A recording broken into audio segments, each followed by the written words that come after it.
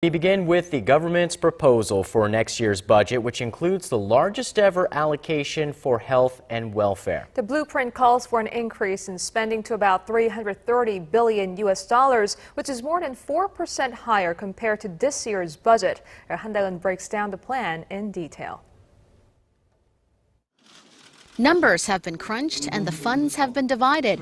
Now all that remains to be seen is how Parliament and the people react to the Park Geun-hye administration's first national budget draft. The government says it plans to spend a total of 357.7 trillion won, or roughly $333 billion next year, which is a 4.6% increase from this year's spending. The key word in next year's proposal is welfare, in line with a series of welfare pledges made by the president.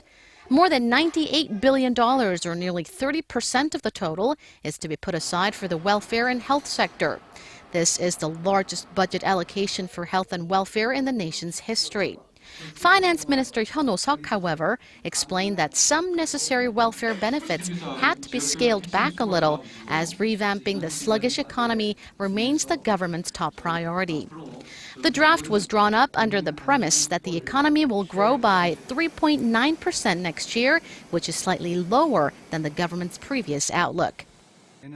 When planning next year's government spending, we first put priority in revitalizing the economy, creating more jobs and stabilizing the livelihoods of the people.